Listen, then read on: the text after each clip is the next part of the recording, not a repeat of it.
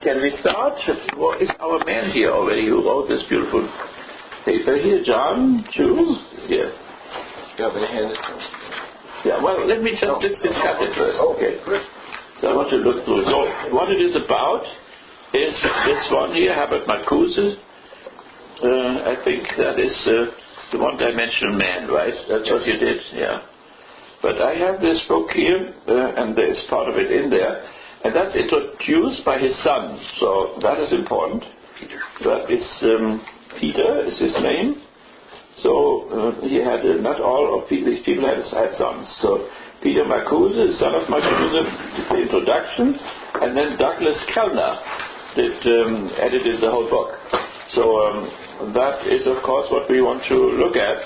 Those people who carry this whole stuff on. Obviously, Peter followed his father's footsteps, and then so did, of course, the Kellner there. So I'll show you this book here, and then let me just look through here. When man has lost the ability to contradict outside of the accepted norm. So that is the one-dimensional man, one-dimensional society, one-dimensional culture. There is no energy to critique anymore. That means people have become positivistic.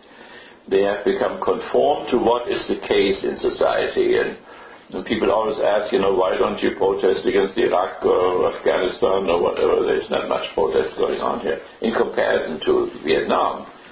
So when Marcuse wrote all this, there was still more critical power in people than now, though it has become worse in the meantime. Okay, so let me see. I changed, I corrected a few things there. Down here in discussing where man is losing himself in this alternative dimension, Marcuse fails to point out a destination, only saying that we are not home and should be wary. Now, this goes through the whole paper, and we have to discuss that a little bit. That means he seems to remain just negative. And when the student made this third student movement and the rebellion, that's what people said all the time. You are not happy with the social organization which we have here, but what else do you have? And they wanted to have something positive. But as soon as you have something positive, free society or whatever, then of course they say we have that already. That means they castrate any utopia or so and say, what do you want? What do you want to do? So therefore, one cannot speak positively about the future. Because as long as you speak about it, then you have this positivistic futurology. While we had our critical, what was it called, Center for Humanistic Future Studies, K College and so on, had another one, a positive type of futurology, which then goes on as before. That means, they project the whole thing which is now into the future, and the future is the present, or the future is the past. So that is the difference. I told you about that experiment which we did here, that we followed, one of the critical theorists who had developed the futurology. He came over here, and he, in 1943, and invited 100 universities to do it, and they all rejected it. It means one of them, the president wanted to ask at least the faculty, and then they also rejected it. And then when we did in the middle of the 80s, suddenly the associate dean, a Jewish woman, and the registrar, the hellish registrar, all this, what they have to do with the whole thing is not entirely clear, said it had to be cancelled. The minor had to be cancelled. We had too many foreigners in there. So how they got this, somehow there is memory in the culture what you have to reject. By instinct, they know what could possibly change, and therefore it is rejected. But how that is transmitted, it's a whole generation in between, from 1943 to 1980, is 40 years, So it's more than a generation. So how do they know the bastards what they have to reject? Is that Peter stuff there? That's all conformist stuff. So therefore that's taken in, But as soon as he would have written something critical there, then of course it becomes dangerous, So, and we had people, the Kramer, in sociology, he was part of it. I had a lot of faculty, maybe 30 people who all worked with it, and Sam Clark, who had the Honors College, and They were all so horrified. They didn't know what was happening. They thought, we are free university, free country, why does that have to be repressed and so on. So the man was also Flechtheim, was the one who came here as a Jew, as an immigrant, and he tried that in 1943 and was rejected, and then we were rejected in 1988, for 3-4 years, I think, 1988 or so. But for me, it was always a riddle. Stupid dean, the woman had no gifts whatsoever. But she knew somehow, or the dean had told her, that this cannot go. And they could not say, we want to reject that because it's critical or so. But they had to find something else. And what they found was there were too many foreigners.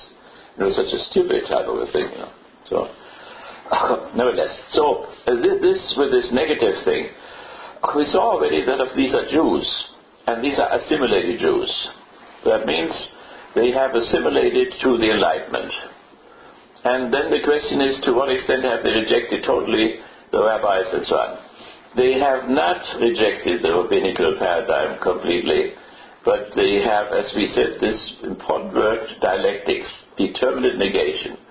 They have determinate negated Judaism. That means they have criticized certain things which are unacceptable. For instance, the idea of providence. How can there be providence when this shit is going on everywhere, century after century, in nature and in history, one catastrophe after the other, a tsunami and one war after the other, so there cannot be any providence inside. So they negate this, but then they also preserve something, namely the process of de-demonization and the process of demythologization. That means the process of enlightenment, which is already at work in the religion itself. So the second commandment, not to make any images of the absolute, which then particularly Islam, stresses very much, is of course the process of demythologization, which is in Moses already there. So, and there are many, many other examples for this. So somehow the critical theory continues certain motifs which are found in Judaism, but also in Buddhism and in Christianity and in Islam. And of course these religions don't say anything about the future neither. So the Jews were forbidden to speculate about the future. But at the same time, the future was not simply empty, but every little moment could be a gate through which the Messiah could enter. Though that means it was not something which was the result of bourgeois evolution or Marxist dialectics, which would be horizontal, but it was vertically striking into it. And you have the New Testament full of these things. The Messiah will come like a thief in the night, The virgins are standing there, not prepared for it, their lights are not on, and suddenly the bridegroom is coming in the middle of the night. So, and that is why September 11th, suddenly the New York Times developed some kind of an apocalyptic language. They talked about eschatology and apocalyptics and so on, because it came, it came unexpected. One could, they say, that one could not really say this is the result of a certain development. Of course one could, but as it appeared, it was somehow vertically not prepared, not caused, by certain steps. Of course it was caused, but it looked as if it was, vertical striking in. So, okay, so this is a fundamental thing about understanding all of these people, that they remain negative. That means they negate what is the case. We all have been educated in positivistic way. That means you learn what is the case, you quantify, you put it in statistics, and so on. But by doing that, you are blinded for the potential which is in what is the case. When you say what is the case is the positive, then what is not yet the case, the potential, is the negative. Now from the Greeks on, and Marcuse went into that, they have two words for nothingness. One is meon, the other one is ukon. The ukon is the nothingness which you experience in a cancer ward when you get your last diagnosis. I just took the students, to Borges Hospital, and we talked with the psychologist on one side and with the religious person on the other side. It was a very, very interesting time. It was unbelievably wonderful. That means I wanted those two, and our fundamental principle is always that the science of religion, starts from the antagonism of the sacred and the profane. So I put the profane psychologist on one side and the sacred person on the other. And then ask them what kind of tensions are there. And it was interesting how the dialectics of the process went on. How, for instance, the psychologist said, but I'm not following Ellis all the time. So she compromised the Enlightenment position. And the other one, the religious person, says, I'm open for everything. We only have one God, etc. And I said, don't you have problems with your Catholic identity? And then opening up to the Buddhist and so on and so on. And so on. No, I have my... Then I found out later on that she lost her Catholic identity in the process. She's not Catholic anymore. She is Protestant, and nobody knows what Protestant she is. And they cannot replace her because they have no priests anymore. And they have no Catholic chaplains anymore. And there are no women ordained. So they are in a bind. And so they keep her or whatever. So... But the two, independent from us, I did not rehearse anything before, but I just let them talk out of their experience. And then the whole dynamic which we had studied in the class, was presented by them who had never participated in our discussion, so they didn't know what we discussed. But, that is so important that the students, do not only something in their head or in the textbook or whatever, but they see in reality how what we discussed before is played out there. That's exactly how they behave. So therefore, it's important now, they have to remain negative. And negative means to identify the potential in what is the case. And if you do that, then you are not really dreaming something, you're not dreaming. You are not telling society how it ought to be or what, but you just see, you open up somehow the surface of that, and of course the positivistic sociology department wants you on purpose to be superficial. You're supposed to be superficial. You're not supposed to go beyond the surface, because then when the West German professors stole all the chairs in East Germany and began to teach there, what the students came up all the time was, how can we improve this society? How can it get better? And the West Germans said, why the hell can't you stick with what you have? That's all you get, Now, it's of course, the counter-revolution, the neoliberal has broken down. So now, of course, things are different. But that is what the positivists from the West told them, that's the only society you get. There are no other possibilities. Fukuyama talked about the last man and so on. So history has come to its end. The shit guy is finished now too. He has retracted, So has Berger and the other guy, Luckmann, they were to talk about too a little bit today. So they have, they stopped with that neoconservative thing because obviously it's finished, the left the ship.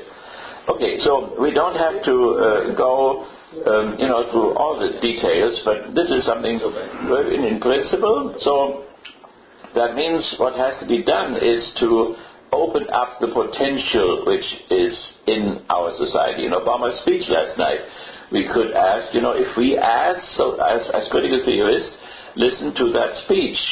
What do we say about that speech? Does it glorify or transfigure, America, beautiful and whatever? Or to what extent, does it look at the facts? And they told him before the speech he was too negative, he was too pessimistic, he had to be optimistic, and so on. So we want to be optimistic. No, nobody on thinks we are supposed to be optimistic. So, on the one side, when he is pessimistic, he describes what is the case. When he is optimistic, then he talks about the potential which this country has. So if we, get rid of the privatization, if we get rid of the narcissism, he, for instance, said, whoever drops out of a course does not only commit a crime against himself, but a crime against the nation. Now that is something, quite progressive, So, and you saw step by step in the speech acts, which he performed, very simple, and so on, how not only, the pessimism about where we are, that means the end of capitalism, but also that we can make it, that we can get through, that the nation is more than capitalism, if we translate a little bit more. So, so something else will come. That will not be the end. What the bourgeois skeptic always does. The difference between skepticism and dialectics is that for the skeptic, everything ends in nothing. That means if you change the society, you have nothing. And this nothingness then makes you double conservative. You don't, what you have, bad as it is, it's still better than nothing. So the more skeptical you are, the more conservative you become. So that means the skeptic has always, in order to negate, he has to get something from outside all the time which he can negate again. While the dialectician would say, this is the last phase of the development, and this phase has in itself a negative force which pushes it beyond itself. So if, for instance, the last 8 years had not happened, let's make an intellectual experiment, that means if they had not deregulated and did not have privatized, they could have given capitalism a few years more. They shortened the lifetime of capitalism by letting it go, by letting everybody do what they somebody, steals $20 billion and there is no policing and they didn't even notice it and so on. So it was that which pushed it much faster into the end. And if after a few years of federalization and nationalization, he was avoiding those who capitalists because it's shocking for Americans, but that is what he talked about all night long. So after these years, then suddenly they want to have the free market again. There is no way, as soon as they would do this, the whole thing would glide much faster into much deeper disaster with 15%, 20% unemployment and so on. So they can't do it. It's finished. It's checkmate. So the question is now only, they say, well, we get 40% of the bank, the federal government, but they keep the ownership title. If you have 40% of the stocks of a bank, you have it. It's yours. You can make all the decisions. And the same thing is wherever they put money into General Motors or whatever, it all belongs. It's all federalized. If you use the name federalization or nationalization or whatever, or socialism, it doesn't matter at all. The objective process is that if we do not federalize, that the whole shit goes into the abyss. And that then they have some nightmares, these anchor men. So somebody would say, if in another country the Congress would not work faster, they would come out of the barracks and take over. That means they think of a military dictatorship, like in South America. Or they said, if this unemployment goes up, they will march through the streets or whatever. They know, what that destabilization means. They had it before. Detroit was burning. Los Angeles was burning. Miami was burning. They were only the blacks. Now the whites are also unemployed, and they know exactly what all that means. The whole thing will blow up. So they have no way to federalize and to federalize forever. So the question is only, can a private sector, under 250,000, can that be, done? For Marx, for Engels, it did not matter if the capitalistic system would end by revolutionary strike and maybe with violence, or by progressive taxation. What they do now is progressive taxation. He started with the 2% on top. That's the ruling class. They will tax the pants off them. There will be nothing left of them. But also, down from the 2% down to those who have $250,000, small businesses or whatever. That's tolerable. I mean, a pizza guy, toilet paper producer or something like that. All what people do not really need, what's not can be left in the private sector. But everything else, what we need, like gas, electricity, windmills, and all this stuff, ought to be things. So, and it is painful. I feel sorry, for the people. They have learned all that throughout their life, and it was wrong throughout their lives. but that it becomes now so obvious that it's so wrong, and they can still not grasp it, It's a pitiful thing. And I'm not even sure, if not Obama, his limits are Roosevelt liberalism. And as we said, since 2 or 3 years or 4 years or 8 years, talking about this, the Roosevelt, it's all Roosevelt, It's a new deal. Just more massive than he had it. But without the war, Roosevelt could not have rescued capitalism. And if they don't get their war, or if the war is too small, namely Afghanistan and Pakistan, even if the whole thing would blow up, it would not be big enough. So therefore, they will not get their war. And therefore, with the New Deal, the New Deal alone, they cannot rescue capitalism. It's out of the question. So, but for day after day, hour for hour, you can listen, to CNN and whatever different station, and they all are caught, still in the liberal mindset. And so intellectually, that's what has to be done, and think that Marxism is nothing else than the self-criticism of liberalism, Marxism is the self-criticism of liberalism. In a certain sense, Marx was a self-critical liberal. That means he holds on to the ideas of égalité, fraternité, and justice, and so on. All what the bourgeoisie promised. What the bourgeoisie promised and has betrayed is the potential of the bourgeoisie. But the bourgeoisie cannot realize its own potential. What the bourgeoisie promise can only break out when the bourgeoisie is buried. And not like Rudolf wanted to do, we bury you or whatever, but in a really dialectical process. Because the bourgeoisie has created unbelievable things, They are the creator of science. They are the creator of music. One could almost say with Adorno, there was no real music before the bourgeoisie, So and the airplanes and the high technology, why they all come here from the Near East. They don't come for our literature or whatever. They come for our technology and for our science. That's why they come from Saudi Arabia, and that's why they hate general studies. General studies they have in the Quran. They don't need our general studies, mixed up, watered down stuff, But they want to have, finance studies and whatever, this whole stuff. Okay, so is this thing clear about, that when we say we had a transition period between modernity and post-modernity, between the bourgeois and capitalistic society and a post-capitalistic and whatever modern society? That is a process in which something is negated. And what is negated is the negative in the past phase. Or you could say the negative in the past phase is somehow pushing the last phase beyond itself. And the whole process started in 1917.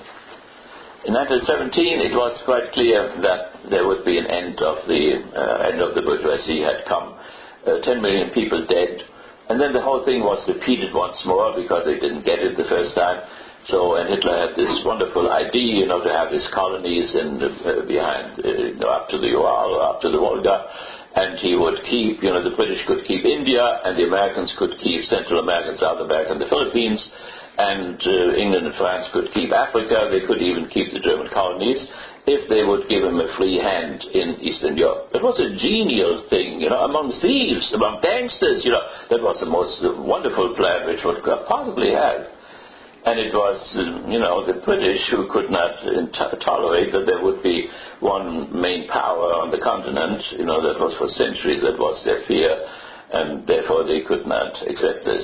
So the Chamberlain still wanted to accept it, and then afterwards it went down the drain. So, nevertheless, what we are in the process in which the negativity of the bourgeoisie, which the bourgeoisie itself strangles, breaks out and can only be realized in a new post-bourgeois phase. In that sense, Marxism is self-critical liberalism.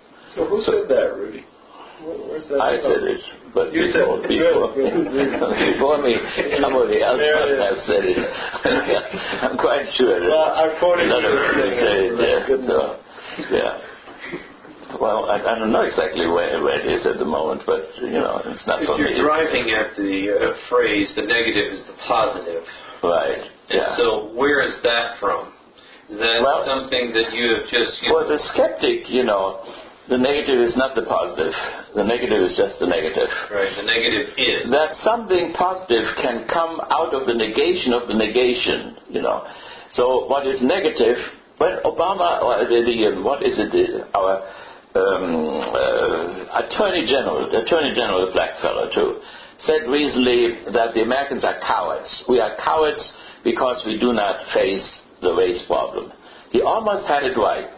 If he had said we are cowards because we cannot face the class problem and cover it even up with the race problem, he would really have been at the point, We are, and it is that class problem which is the negativity which overthrows, which breaks out of this and breaks through the positive what is the case, and its configuration and its transfigurations by propaganda and advertisement. It's our best country, powerful, whatever.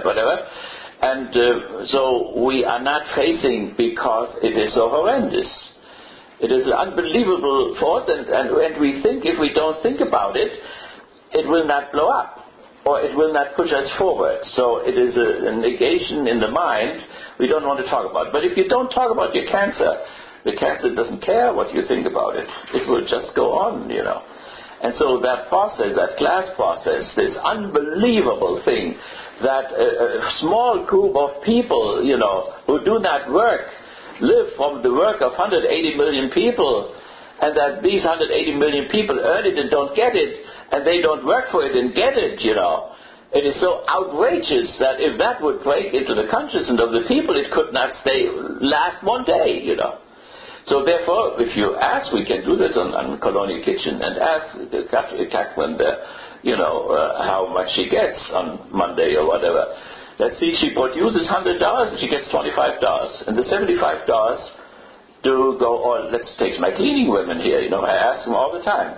So I pay $120, let's say, and then I ask the two who work there, how much do you get? $12, $10, or whatever. So that means the gangster who owns the whole outfit, pays them, let's see, make it really big, $15, Then that means his costs are $30 for both girls, and he gets $120. That's $70, that's $90 profit. From that he pays the gasoline, and he pays the tax, and he pays maybe health insurance if they have any. And then it still will be, it will be $50 left without him doing any work. He sits in Miami. And that this can go on for one day, It's amazing. But it can go on because of your wonderful positivistic education, of millions of people the same positivistic education, just looking at the surface and the birds are whispering and everything is okay, I mean, in that Germany in which these terrible things happened, which we saw there, the final solution, the birds were always singing, I mean, as a matter of fact, my most shocking experience was in the few tank battles which I had with Patton, So there is the attack, the horrible noise, the artillery, the tanks, shooting. I mean, an unbelievable, super earthly type of a turmoil, And then it suddenly stops because the Americans are only 4 to 5 o'clock at night. They only pay to 5 from 8 to 5. So suddenly it stops, and it's quiet, and the birds are singing. The sun is shining. I mean, it smells a little bit, gunpowder and dead bodies and whatever. But, if you wait 3 days or 10 days or whatever, nothing will be left of it. No, it will be like Gettysburg, 100 years later. So, it's just the things are closing up and nothing of that tragedy and of hundreds of people wounded and cut to pieces and so on, all that disappears as if it had never happened. So, nevertheless, what we are, the process in which we are, you can observe that now, how that goes, how the consciousness works, how the words are going on, so that words are out. Well, let's not talk about nationalization anymore. Let's not talk about federalization anymore. While it's going on right under their feet, they don't want to use those words anymore, Or bailing out. We don't want to talk about that neither. They don't want. Bailing out is a euphemism for federalization. So they don't want to even use the euphemism anymore. Did you hear the new euphemism? They have a 15-word euphemism. Really? This is a specialized form of federally funded Chapter 11, something. It was on NPR, and the I think it was the economist or government spokesman seriously said, if we would use this more accurate phrase instead of federalization, this would calm fears. It was totally ridiculous. The bourgeois, in the last stage of his existence, is a linguistic acrobat. I mean, he comes up with all these new words for the same damn thing. So and this, this thing down there where we train our terrorists, the School of the Americas. They have a new name which is so long that nobody can even remember it. But it's a new name by the old institution, the training of terrorists, and so it goes on as before. So just a little new name. Okay, so Chomsky would be good for that, of course. Chomsky is a specialist for, he's in his 80s now, but he's still very good how he analyzes, language and politics and all this. Okay, very good. So that was, that is, my critique of the paper throughout the whole thing. When one sees the political movement of man reduced to only working within the rational system in place, then one sees the weakening of ideas. So that is, a description of what Marcuse is all about. We don't have to go through this here. Okay, very good paper. Back to you. Okay. Now let me just see that we so I get your paper a little bit later, then very good. Congratulations. Thank you very much. For your examen. You made it. You passed, yes. Good job. That should be celebrated. Eat a cookie, celebrate it. Rudy, Okay. I have something for you. Yes, what do you have for I have me? a paper for you. Oh, you have a paper for me. Wonderful. Put it there. Yeah. It's Walter's already. Okay, so just that we know where we are here, that I know where we are. Okay, this is the discourse number 8 today, dialectical notion.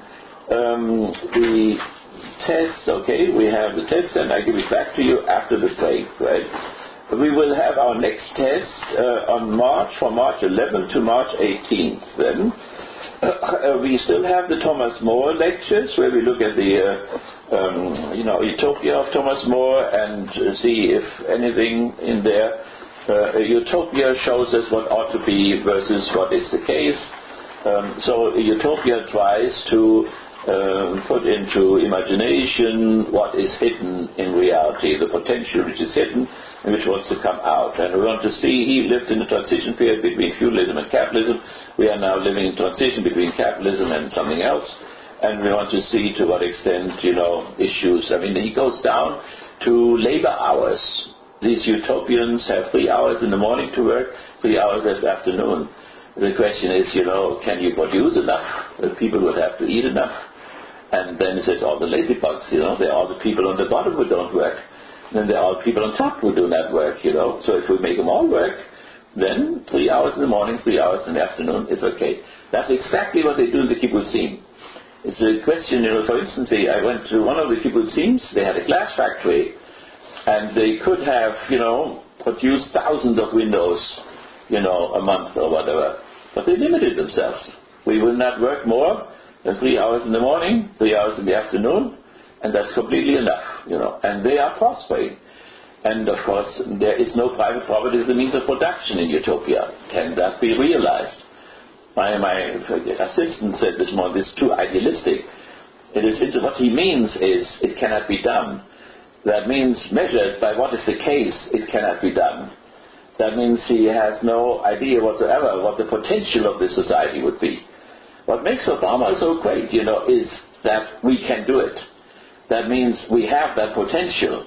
It's strangled. That system strangles it. We are more than we appear to be on the basis of that system, And then also in details. Americans see the details, see the trees all the time and forget the forest. Systematically. The Europeans, see the forest, but they forget the trees, and systematically. So in a certain sense, he got the trees and the forest together. all the problems were interconnected. But he went also into detail, We shall not torture anymore. That's a very detailed thing, We will close Guantanamo Bay. We will, Abu Ghraib and so on have already rebaptized, has a new name. That's not so good. So, and there were some things which were not so good, That means he sent 10,000 men or whatever to Afghanistan, and he will lose that war. It will also spread to Pakistan, and he will lose it twice. So that cannot be done. And it must be expected, that somebody who he is still as much a prisoner of the present system, in spite of the fact that he emphasized its potential against what is the case. So therefore, he cannot, break out just all the way. He has all the old people still, as we say in Germany, all the old Nazis are still there, and they are re-employed. They got offices again. So therefore, it has to be done step by step. Okay, very good. So that would be. Then we had this. So Thomas More, you're invited there, and then we had the excursion to the Borges Hospital. I told you that we cannot go anywhere at night. So, but if you are interested, you are always invited to come to these things. So we went to 3 of us to the monks. We will go to the rabbi soon. I have made clear in my 4 volumes there that the critical theory has more to do with the rabbis than they were willing to open up to people, what really carried them, and you go deeper and deeper. Why does Horkheimer know I on his gravestone in the end, in you eternal one alone I trust? That is a very strange word for an atheist, and so on. So it's not true. They have also their facade. They were hiding. They didn't use the word bourgeoisie very often in order not to make people angry, and so it was smart and diplomatic, and that's a very good thing sometimes. Sometimes not. Sometimes it is. Nevertheless, then the Borges Hospital, so we went there, and I told you a little bit about this already, and also there we went into the details, one came too late, the religious woman came too late because a decision had to be made about a grandmother. They had to pull the electricity out, the life support system had to be finished, and it's a horrible decision for a family, to have that. Maybe we should have taken her home, maybe she could have lived a little bit longer, and so, and how one makes a decision by science, what will be the value of life afterwards, and if there's any, and then it's a religious decision, and the Catholics are rather, reasonable. That means you can do everything as long as it still makes sense, and if it doesn't make sense, then you just pull the plug out of the wall, and so on. But it's a horrible decision for the relatives, those who have lived with the person for a long time. So, and they were, the psychologist deals with suicidal cases all day long and with homicide cases. So, like the hospital up there consists of 250 people who are all criminally insane. That means they're all fundamental murderers or self-murderers, and I just kept on drugs all the time. So I went there recently and looked at it again. And so this is, what the society also doesn't want to know about. I told you about the student who's upstairs still, whom I visit sometimes from the 60s, ended up there.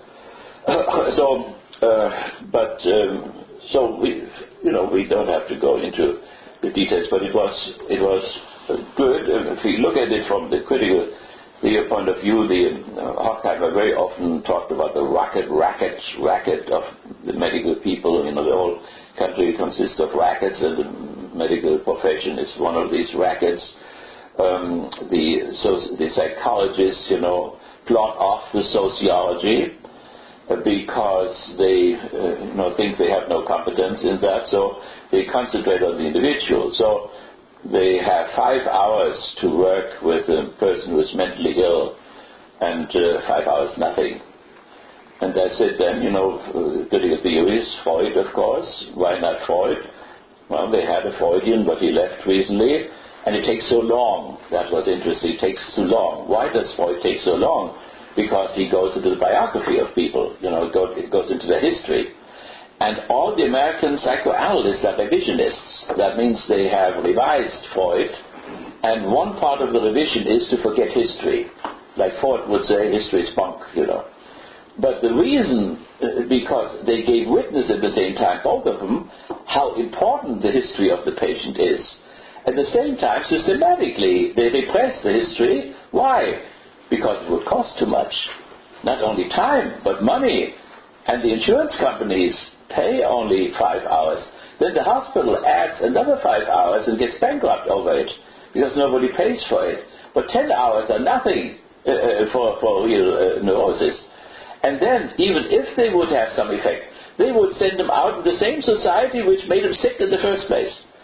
And therefore you have this, going around the doors there, obviously come and go all the time. After 4 weeks or 8 weeks, they're back again with the same thing, If one would have one thorough process of healing, of therapy, then one would save a lot, because they wouldn't come back.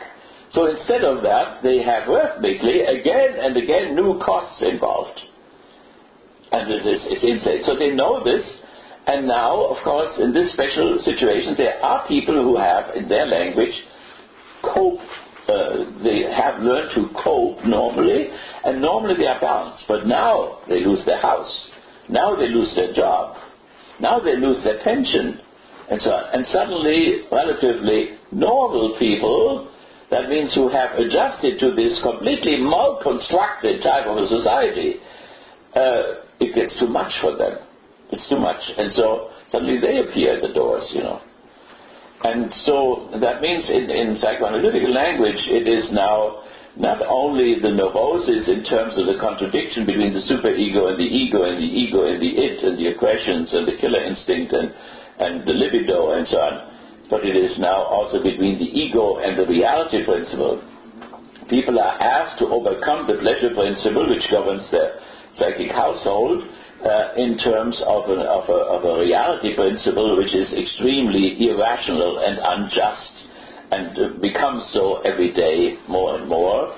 And so the psychologist didn't want to talk about it, and the religious person didn't want to talk about it neither. So then they are, good American subjectivism. They are just dealing with the individual subjects, and yes, we are sending them out, and yes, the same society which made them sick or criminal will come back again. There's no end to this.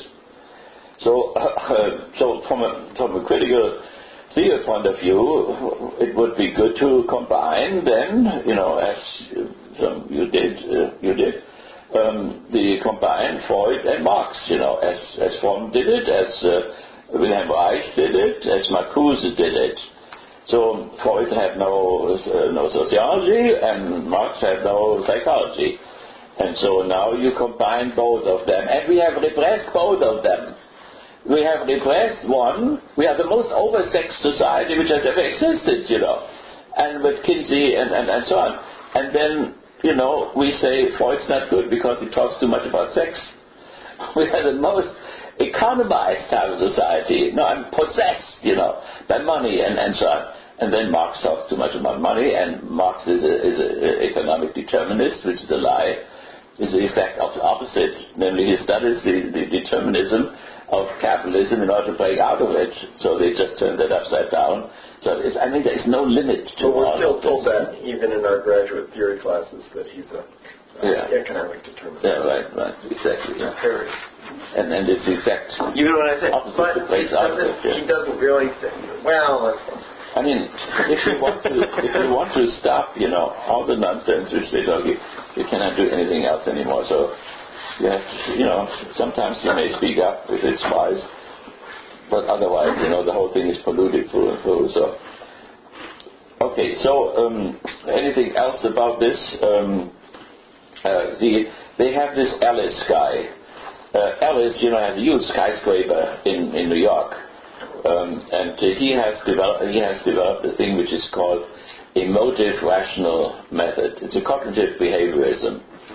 Now, Freud is also a behaviorist, That means outside behavior, of course, but he has still an inside behavior.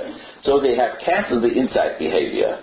That means how the ego behaves toward the id and toward this ego, superego, and so on. And why? Because they want to be certain. And they can't be certain when they observe a mouse, between the electrodes and so on, the food. supply and so on. But the inner thing, in terms of introvision or whatever, introspection, they don't trust introspection. It is not certain enough. And so in the name of certainty, they lose all truth. That is something idiotic, Because, it's good to want to be certain, but if you push the certainty to that extent that there is no truth anymore, you cannot even talk about it anymore, you can only talk about the correctness of protocol sentences. It rains now, and they look, and the sun is shining, so it's not correct, you have to change the sentence, and so. But Alice, is an interesting. So first of all, as a revisionist, as the Frankfurt School calls them, he pushed out all history. So do the Gestaltists, and so do the patient-centered psychologists, and so on. So what is he doing? Let's take, a person. I have even a movie about this. Let's say Gloria. Gloria is like 30 years old, and Gloria is divorced, and Gloria had sex for 12 years, and now she has no sex anymore. Now she wants to have find a new partner, and so on. Now she is in the bind. She has a neurosis because her children asked her if she had sex after she left their father, and she lies. She says no, because she is a barmaid, and as a barmaid she picks up truck drivers, but she doesn't love the truck drivers. She has only sex with the truck drivers. So if she is with the truck drivers, she thinks she's a bad mother, because she really should be with the children at home. And so she feels bad to have that sex. It feels good we're having sex, but she feels bad because she's a bad mother and she has lied to the children.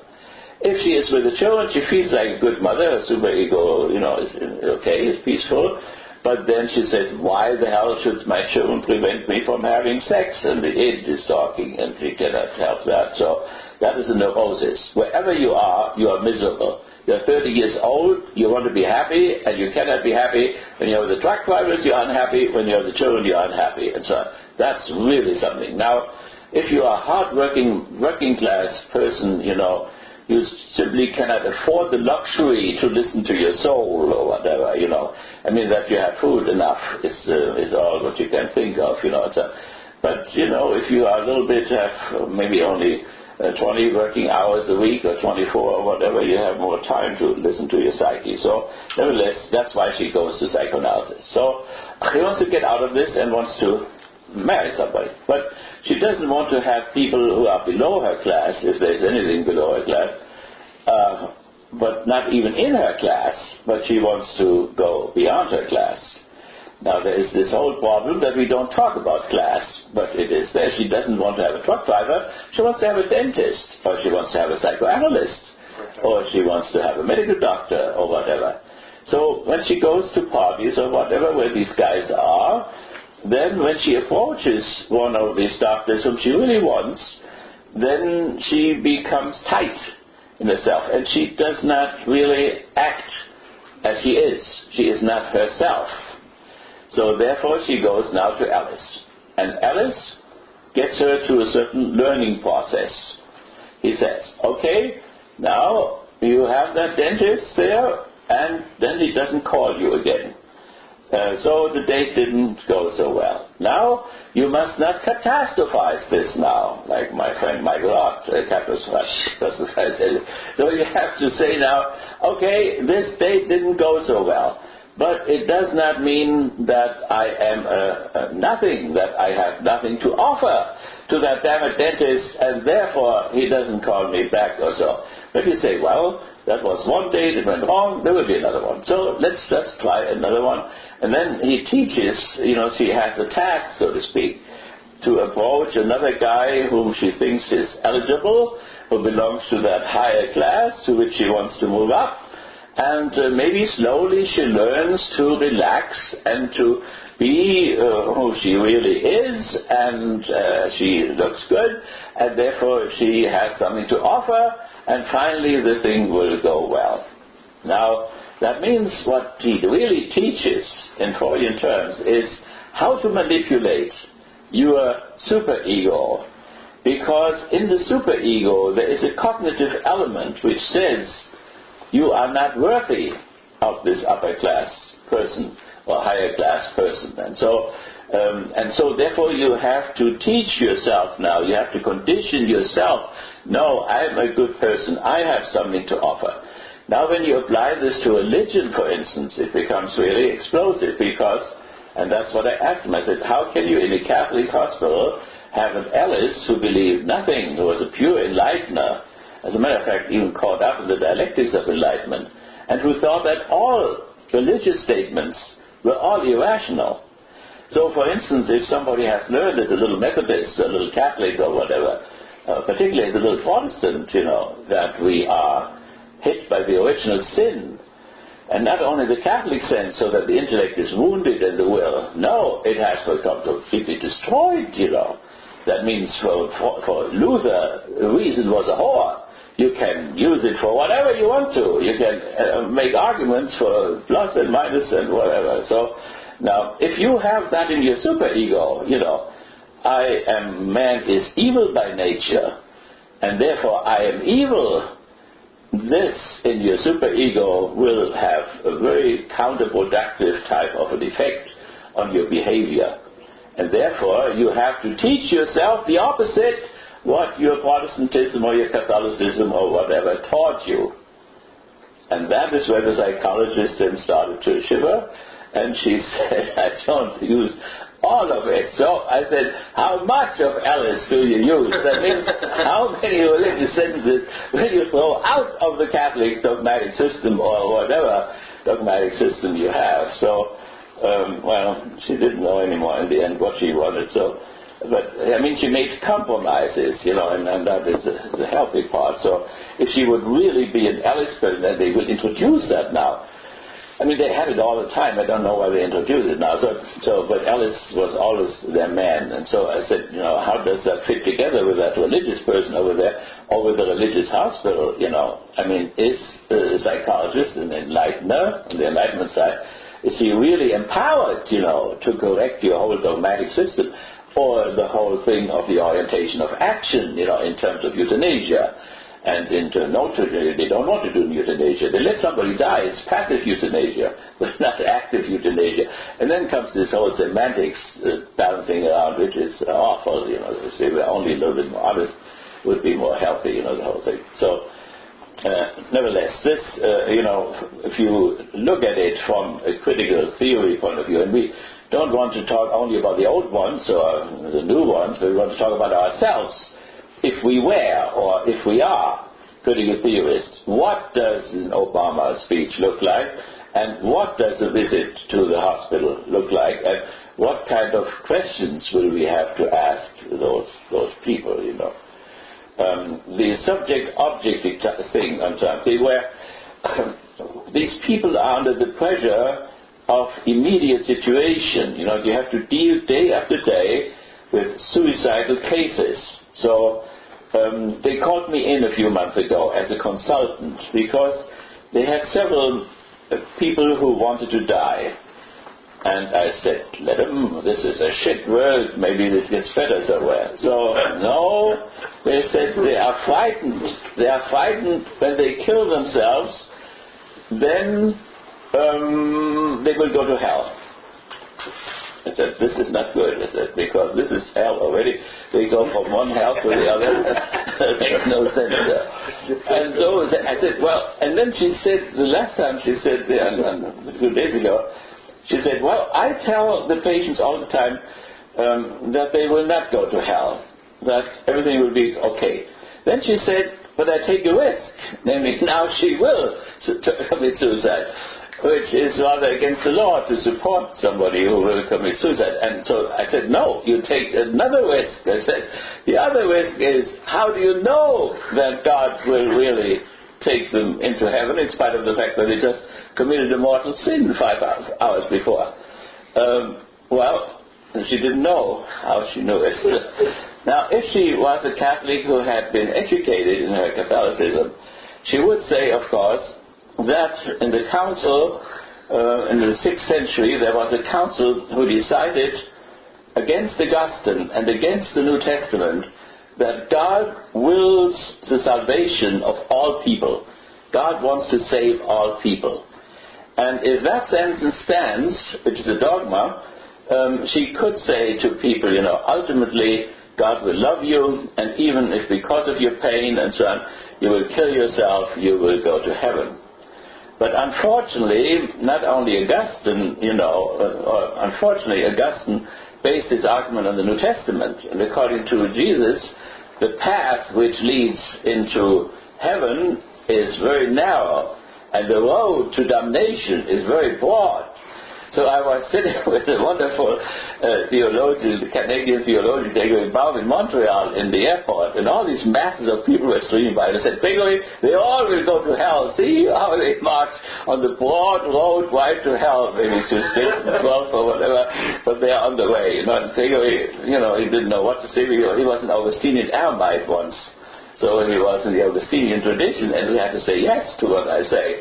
And the New Testament too, of course. And no rich man can enter the kingdom of God. The 2% cannot, but not even the 250,000 limit, the low bourgeoisie cannot either.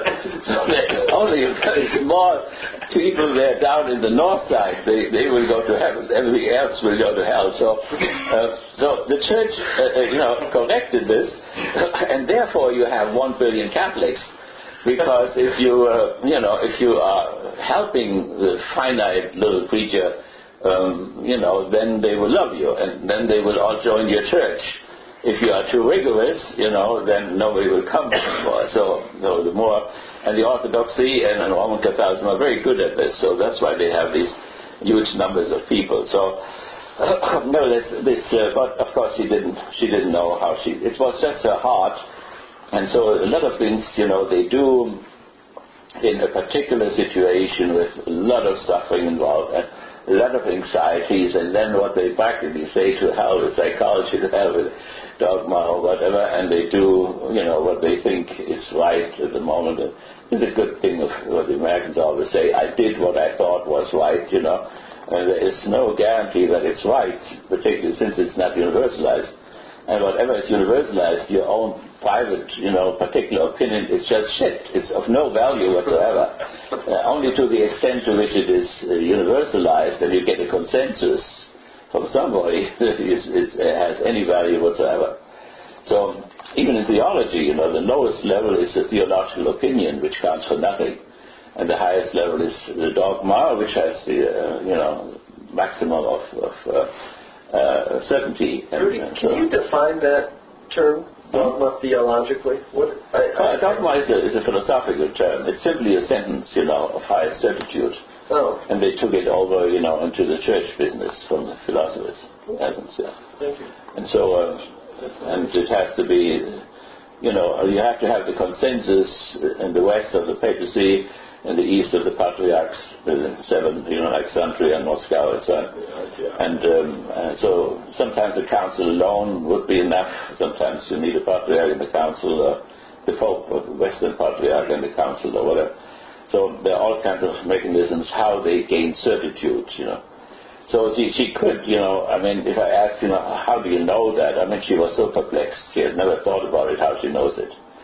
And so, but she could have given an answer, that means, I belong to a church, but now she left the church, but I belong to a church, who has that on the highest level of certitude, and therefore she could say to that, you can hope that after you have been driven in this society, and with your pain in your body, you have been driven to that extreme action that you had to take yourself out of life, and you will be, God will love you. So she could say this in that framework.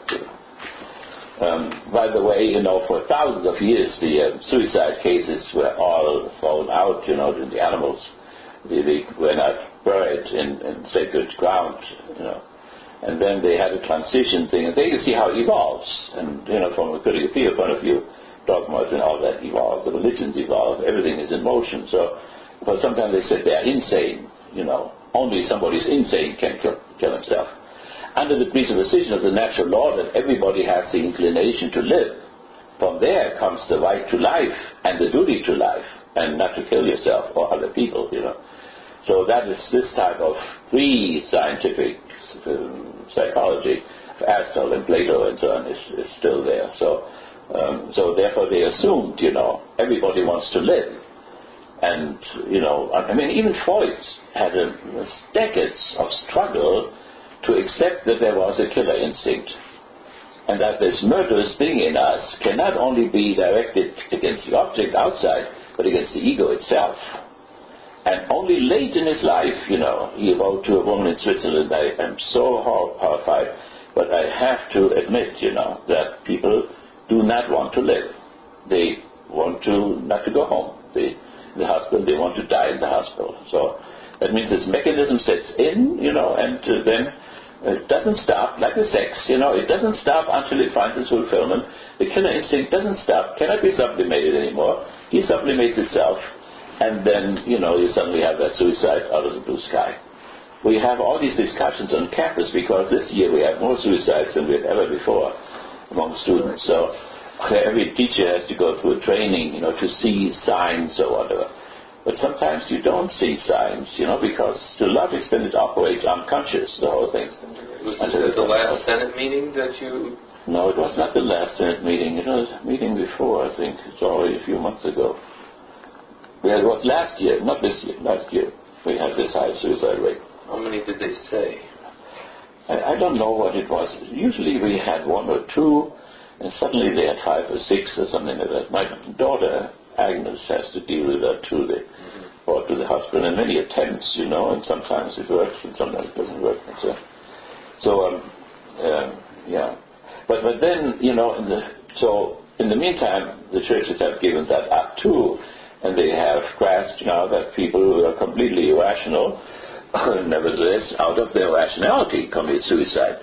And in literature, you have Dostoevsky, the Brothers Karamazov, where the atheist father, makes that argument and says, if one child has to do this suffering, and we killed thousands of children in Iraq, one child, I will give my entrance ticket back to this creation, it's a completely rational type of a process after which he commits suicide. So, think of Hitler, the sort of things which he prepared for years and years, And finally, sometimes I'm still amazed of this whole thing, how planned all this was. He said goodbye to everybody in the hallway to the room where he would commit suicide with his wife, whom he had just married the night before, in a completely rational and composed way, shaking hands, everybody saying goodbye to the secretaries, to the cooks, and so on and so on,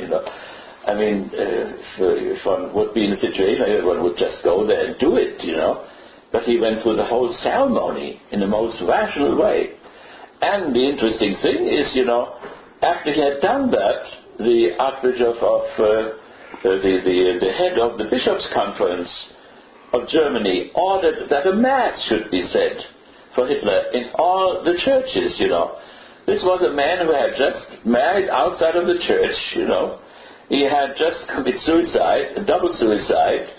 He had killed, millions of people, but in reality, 27 million communists and 6 million Jews and many million others, and so they celebrate a Mass, which is an unbelievable type of a thing, And that, this woman, how do you know this? She could have said, in Germany they celebrated a Mass for somebody who had killed himself with his wife, married outside of the church, and killed millions of people, and they celebrate a Mass. God must be really loving, as a conclusion, to take them in. And the Frankfurt School would curse this, by the way, They think that, that even those people like Napoleon and Hitler and so on, that they could finally still be forgiven and so on, was unacceptable for them, So that is one thing where they were assimilated and where they separated themselves from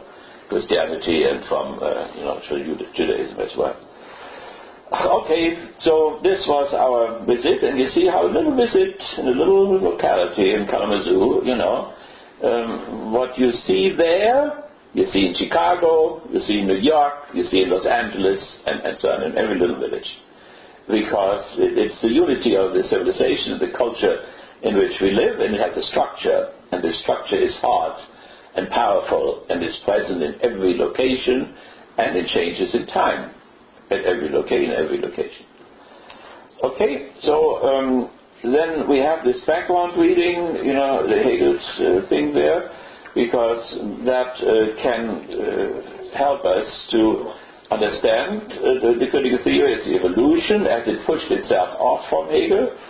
It is anti-Hegelian, Hegelian left, and also in terms of the future, the further development which the theory will take. The critical theorists, are not on the level of Freud, they are not on the level of Marx, and they are not at all on the level of Hegel. So that we don't overestimate ourselves or our genius. It is always good, to remember who was there before. And they would say so. Habermas has no doubt that Hegel was the greatest philosopher ever, in spite of the fact that he doesn't agree with him. So that they think the system has collapsed. But, as it collapsed, they take the fragments out of the system, as Kierkegaard did, as Marx did. They all are anti-Hegelians who would not be what they are if they would not preserve things. So that means also Hegel is determinedly negated, and so is Schopenhauer, and so is Schelling and Fichte and Kant, and so on. And that makes the system so concrete, because concrete means concressor, means to grow together. All these fragments grow together, and so Hegel has already 6,000 years, of Eastern and Western thinking. So it's an unbelievably concrete system, and therefore unbelievably difficult. And so then, after Hegel, it fell apart in the Hegelian right, Hegelian left, and Hegelian center. And you have the deconstructionists on the right, the neoconservatives on the right, and the praxis philosophy on the left. And they are, critical of Hegel, at the same time they only could live with him. And the same thing is for theologians, is for Bultmann or Karl Barth. Karl Barth is a Hegelian, of course, he could not have developed this theory, and there's Kierkegaard, and so is Hans Küng, and so on. There is no theory now which would not be based in Hegel. But in this double sense, namely in terms of a negation and in the terms of preservation of certain fragments of the system. The same thing happened after Plato, similarly happened after Aristotle. Every great thinker puts a curse on generations to come that they cannot do anything else than write commentaries.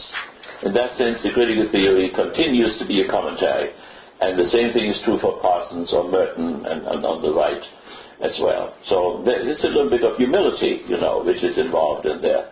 But it's good to see oneself, on the level where one is, and not to, and there is no Hegel in sight. So therefore, that means when Hegel saw Heraclitus, he would say, now we see land. We are not seeing land anywhere. So if you don't see land ahead of you, then you can at least refer to the last mountain on which people were. Tremendous clustering of geniuses in music like Beethoven and Mozart, and in terms of thought, in terms of painting, and so on and so on. Like the Aristotelian, like the Greek, the Hellenistic tremendous peak on Aristotle and Plato and so on, and the painters at the same time, and the architecture and so on. So sometimes the human species, makes an unbelievably effort and reach a certain climax. Not an individual alone, so it's not Hegel alone. He would not be anything without Schelling and without Kant and so on. So to individualize it would not be adequate to the whole thing. And so then afterwards, the main protest of the critical theory and of Marx and Kierkegaard and so on is that Hegel neglected the individual. And that came up, I asked at the end in the hospital, I said, maybe the critique of the world religions is that they don't have enough love for the transitory, mortal little thing which we are, passing from generation to generation and so on as it goes to the hospital, and abominably this mechanism with which one generation after the other appears and disappears at the same time. And so then the issue, about the whole issue of having what is it called? What they have in Iran, they're the theocracy thing, where you make the kingdom of God the goal of politics instead of the happiness of the people. And the happiness of the people is just the rhythm of nature, and it is unbelievably finite. So if you are happy, if you can be happy for 2 years, or you can be happy for 20 years or so, it's still unbelievably short. And so therefore some people, Buddhist monks, Christian monks, go to the monastery and forsake all happiness because it doesn't last, and want to have redemption alone. That's what they do in Liberalism and so on. But the Frankfurt school would say that one should not reject this happiness because it's so short and so fragile, but that exactly because it is so short and so fragile, it is also so precious. And therefore that one, and what we could say is that the world religions and the metaphysical systems are too idealistic. They have these ideas, and because of these ideas they cannot see that fragile body which, when you torture it and put water boarding or whatever, but unbelievably panic that produces and so on. So the whole insensitivity, so yes, we torture, so what, that's idealism. In the name of these great ideas of freedom and democracy and whatever, you cannot see the burning flesh anymore of the people whom you napalm in the cities and so on. This is a horrifying thing. So one has to, why they are materialistic, the critical theories, is they come from, materialism was invented by French doctors. That means these are people who have these fragile, sick and suffering little bodies who live only so long, and then they are worn out and so on. But that is where this thinking comes from, and the critical theorists were critical of metaphysics and of religion because of this lack of love for this transitory person, and the little bit of happiness which this transitory person has. And while they cannot do anything about what nature produces in terms of perils, tsunamis and so on, there is a lot of suffering which comes from the false social organization. That means the capitalistic social organization. Because that's why they come now. They come because they have no jobs, and because they have lost their home, and because they have lost their pension and so on. This is all not necessary. This is not meaningful suffering. It has no meaning at all. It is avoidable. So this is the whole framework and the context and the dynamic of the critical theory. And wherever you go, it can be helpful in order to decode certain situations like that hospital situation, and that struggle, the tension between the secular person, the enlightener Alice, and the religious person on the other side. So too easily, Hans Küng, when we got together, he didn't know about my wife and so on. And then he said about her cancer days, and he said, how terrible is this? And then he forgets it again, because he is a man of ideas who, lives up there, and as far as his, particularly celibates, have a strange attitude for their own bodies, and for instance, Hans Küng does not know what to do with a weeping woman. For instance, if a student, female student is panicked, because of an exam and so on, he just doesn't know what to do with a weeping woman because there's something missing in them, So there is a big price to be paid for celibacy, and one part of that price is this lack of empathy for this transitory element. Somehow they have given that up, this type of happiness, because it's so short and it's therefore not worth it to be time spent on it.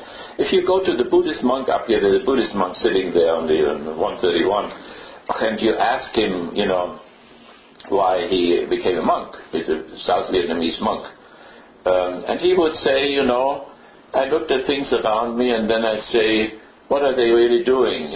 So they're growing up, then they get married, then they have their children, and then they're dead. That's not worth it. So that way you wipe out, the whole thing, and you will not have any sense then. You would say how terrible this is, but you don't feel it, this is it's a terrible thing, but it's not real. It does not become concrete for them. So really, you're arguing that religiously minded practitioners are actually expecting much too much out of life. Well, they're expecting no, it's rather that, think of the Greeks, and how they handled homosexuality. So it was, for the middle class, upper class in Greece, in Athens and Sparta, you could have a boy, and Socrates had Alcibiades. But the idea was that you were searching for beauty. You were searching for absolute beauty.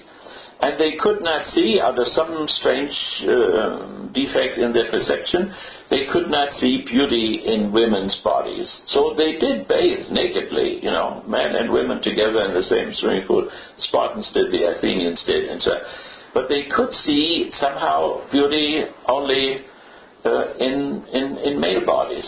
I can understand it. I go swimming there with these chimpanzees there all the time. There is no beauty there at all whatsoever, So, but nevertheless, that is the perception, And so, therefore, they thought that through the contact with these boys, and they had regulated it all in terms of time and what one could do, what one could not do, and but through this particular beauty, they would be able to transcend to beauty as such.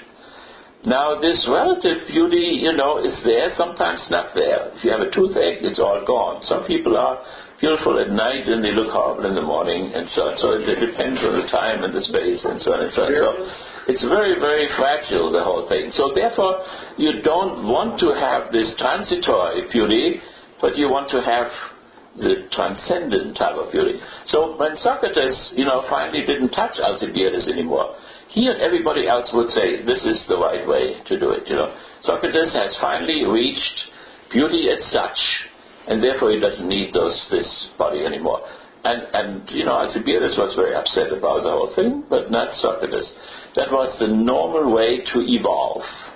If you had reached beauty itself, these eternal ideas against which these real bodies are only shadows. That was the dichotomy of Plato between the realm of the ideas, and though when people wanted to bribe the Athenian administration of justice so that Socrates could go to Theban or to Sparta or whatever, he said, my whole life long, I'm 75 years old now, my whole life long I want to get rid of this miserable body, and he had a very good body. I mean, he probably looked ugly, but he could drink, tremendous amounts of beer, and then he would go, after drinking all night long, he would go to the battlefield next morning. He would slaughter people, He was a very good soldier.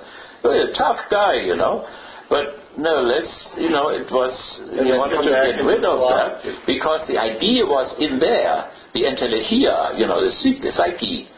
And that psyche would survive, and that's what it was all about. It would be gathered into the realm of the ideal. And he could not understand his weeping disciples, What the hell are you weeping about, This is what we... And Thomas More there, I just read this there, he would say, if somebody has to be dragged to death, then why? Because he is afraid of the judgment day on the other side, But if somebody has lived well, and his life was meaningful and no guilt and whatever, then there is the suffering of dying, that's painful, but then, you go through this, and then like the martyrs in the circus, or like today, those guys who blow themselves up, they will be in paradise as soon as they have pulled the string there and blew themselves up. Did Thomas resist when they offed him? No. He did not resist. He said he thanked, he paid something to the executioner. The executioner could not live in London, in the Tower. He had to come from outside, and he had to have a mask. So these people, were much more sensitive for the crime which they committed as they overcame the crime, And so he then, he forgave him, Thomas More forgave him, gave him some money, as a reward, and the executioner had to kneel down before the one he would execute and beg him for forgiveness before he committed the crime, which is irrational.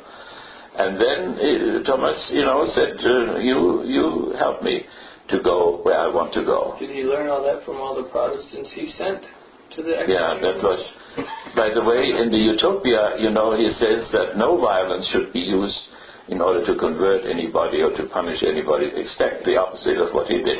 Right. Yeah, right. I mean, he belonged to that society which ought not to be, And but he also said he had a beard, and he said, don't cut the beard. The beard is innocent. So he had this wonderful humor, up to the last moment. I mean, to have this relaxation is, Also, Father Delp, who was executed in Plötzensee in Berlin, Jesuit. He was a good friend of mine. He was in the same college in which I was in Germany, and he, they were standing in line while the SS lifted them up. They were not just hanged where the neck breaks, but they were strangled to death with piano wires. And SS men had to lift them up and let them go down slowly so that the neck would not break, so that they would strangle. It was a particular punishment for what they had done against Hitler, or the assassination attempt, And so they were standing there, and then there was a curtain, and before that curtain there was a Protestant minister standing there and a Catholic priest, And then, of course, the communists would go through the middle and wouldn't talk to anybody. And the others, believers, he was a believer, so he went to the pastor and he said, don't worry, he said, in a few minutes I will be with your boss and I will know much more than you do. I mean, there are people, I mean, I don't understand it, but, there are people who face death with, Mormons, Jehovah's Witnesses or so. I knew if Jehovah's Witnesses who went to the operation, they knew they would die with this cancer operation, and would do their missionary work, a day before they would go to the hospital with an unbelievable joy. I think it's masochism or whatever, but, there are people like this, and it looks very genuine, and Thomas More was one of them, but, they live today as well, so. Should we take a break? It's almost 8 o'clock. Let's have a break, yeah. Okay. Thing here, because I want to read this with you, and then you can take it, because there is a website thing now which is called Critical Sociology, and it's our friend Goldstein who does that, and Fast and Fest, and it is with the publisher there in Holland, and they will now edit books. It's important for all of you. You can get monographs or so published by this enterprise. It just has been opened up. Brill. Yeah, Brill with Brill, yeah. So, so what the discussion is, and I just did something so that we get in contact with what people now discuss immediately. So, nevertheless, I just read this here. While Horkheimer had heard phenomenological lectures from Edmund Husserl and Martin Heidegger. So it's a critical theory and phenomenology, what the relationship is between the two. The critical theorists on their part were, like Marx and Brecht before, deeply rooted in Hegel's dialectical phenomenology of the mind. I think I told you that Brecht, moved into near the cemetery, Dorothean cemetery in East Germany, because he wanted to look down on Hegel's grave. And every day he read Hegel's phenomenology of the spirit and the Bible, these two things, the atheist, that's what he did. And then he, as I told you, he finally died, and he wanted to be buried beside him. He's not buried beside him, but opposite of him, because his wife, Marie Fortuga, is right beside him, and then comes Fichte and his wife. So, but he was buried there with his wife. We had several, but this was the real one. And then he also, ordered that somebody would stab him in his heart to be sure. The atheist wants to be sure that he will really be dead. What that can help is not entirely clear. What it means theologically, metaphysically, and psychologically is not entirely clear. But, or is it just dramatic? Yes, maybe it was, yes. I don't know exactly. Being buried alive. So, being buried alive was probably the fear, And differentiate that really, okay. Then from the non-dialectical phenomenology of Husserl and his followers already before they went into the American exile. It was in 1933, and rather followed Kant, Schopenhauer, Hegel, Marx, and Freud. And then ignore all the things there. After their emigration to New York and Columbia University, the critical theorists differentiate themselves sharply from the phenomenologically orientated New School of Social Research. Now, the New School University. Horkheimer's International Institute for Social Research, that's what it was called in New York. And the New School became philosophical and political competitors. Philosophical, of course, because one had phenomenology, the other one had dialectics. And politically, they both worked with Mrs. Roosevelt in all kinds of social programs, including the education of German prisoners, the Italian prisoners, of whom I was one. And then they had an education program in Germany, and I was part of this too.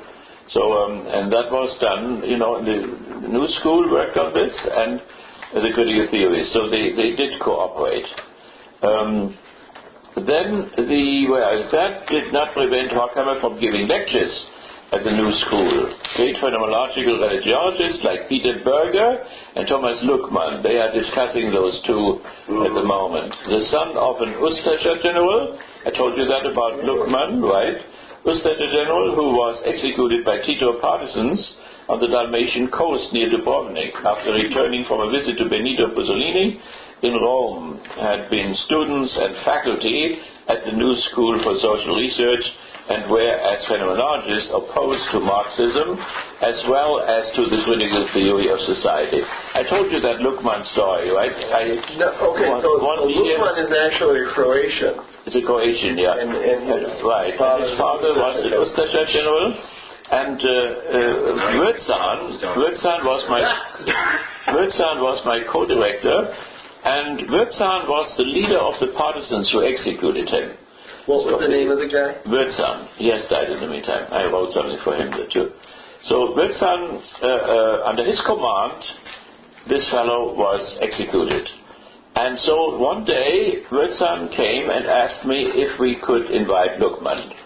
And I said, we are open for everybody, of course we can invite him. So Luckmann came, and I didn't know exactly what the motive was of my co-director, but I had to have always a communist as a co-director, and he was, in all the circles in Moscow and so on, was very influential, so I could always give the shots and determine, but they always had to support it. That was, Tito's government had established that, and we did this for 20 years, and it worked wonderfully. So Luckmann came, and he was more right-wing than his father was, but we had nice discussions, and I found out, that Wirtsan's motive was to make something good. He wanted to bring the son home. He had killed the father, but he wanted the son to return to Croatia somehow. And so we were extraterritorial. That means we were not Yugoslav territory, but international, it still is today. And so then he wanted to really take him home, and that meant to Split, University of Split, where he was in the law department. And the students put him out in Split. It didn't work. This was Luckmann? Luckmann, yeah. And I invited him again and again later on, but his wife was ill. He lived at the Bodensee, this lake between Switzerland and Germany, and he was a professor there. So that is Luckmann. Now, what the discussion is, and that is important that we are in contact with the discussion of the critical theory and of critical theorists here in this country. It must nevertheless be admitted that the structural functionalist Talcott Parsons criticized the Berger of the 1960s for coming too close to neo-Marxism. And that was too close to the critical theory because it was considered to be neo-Marxist. And it goes under this name sometimes, which is not true, as we mentioned many times. But there was no such danger then or later on. Berger and Luckmann were not progressive thinkers. Both were, like Parsons, deeply influenced by the phenomenologist Alfred Schütz, a German Jewish emigre. For most of his life, Schütz worked in his family bank. So they were bankers, and he only taught at the New School full-time later in his life. in his phenomenology of the social world, that's the work by Schütz, Schütz applied Husserl's phenomenology to Max Weber's interpretive sociology. So that's where the discourse goes around there. It's Troeltsch and it is Weber and how they are related possibly to the critical theory or not, and if they are acceptable or not. Was the first Troeltsch? Troeltsch. He wrote about different Protestant confessions. I saw him in there. Right. Okay, so I just mentioned, throw out some of these names, so that we know where the discussion is at this moment. So, and then you can take that with you. So, he only taught, so banking family, that's of course upper class, bourgeoisie, and so on. He posed the problem how it was really possible from a phenomenological point of view to put oneself in the place of the other in terms of Herbert Mead, and you have this about self and so on. So that's where Habermas gets his stuff from, together with Pierce, which influenced Habermas a lot. So after Schütz died, Luckmann finished his second book, Structures of the Life World. He had a tremendous important concept of the life world, which was brought in by the phenomenologists into American sociology. Berger and Luckmann continued this project in their social construction of reality. That's where this stupid thing comes from about constructing reality all the time, which they use in the departments, right? So that comes from Luckmann and Berger. The real accomplishment of Schütz, Berger, and Luckmann was the integration of phenomenology into sociology. Phenomenology, is individualistic. Structural functionalism is collectivistic. So Parsons was a very smart man, took two individualistic things into his system. And one was phenomenology, the other one was Freud. Freud would be very much on the left, but Parsons took some things from the left. So we must not be irritated, say, well, this guy is in the right, but he uses Marx. They do, but what they do with Freud and Marx, that is the question. So, like the atheists are singing every week, they're saying, we are not afraid of Yahweh, we are not afraid of Jesus, we are not afraid of Allah, but we are afraid of what you are doing in their name. So it is the question, what happens to Marx or whatever if he suddenly gets into phenomenology or vice versa. It's a very tricky type of a thing. So applied Husserl's phenomenology to Max Weber's interpretive sociology. They have another important name. He posed the problem, how it was really possible from a phenomenological point of view to put oneself in the place of the other, and so on, and there Mead comes in. After Schütz died, Luckmann finished his second book, Structures of the Life World. Berger and Luckmann continued this project in the social construction of reality. The real accomplishment of Schütz, Berger, and Luckmann was the integration of phenomenology into sociology. Parsons accepted the phenomenological concept of the life world, the whole human action system. That means culture, society, personality, and behavioral organism. All belong to the life world. And then also Habermas accepted from Schütz and from Parsons the notion of the life world into his theory of communicative action. But Habermas opposed the life world to the system, and the system means the economic system and the political system.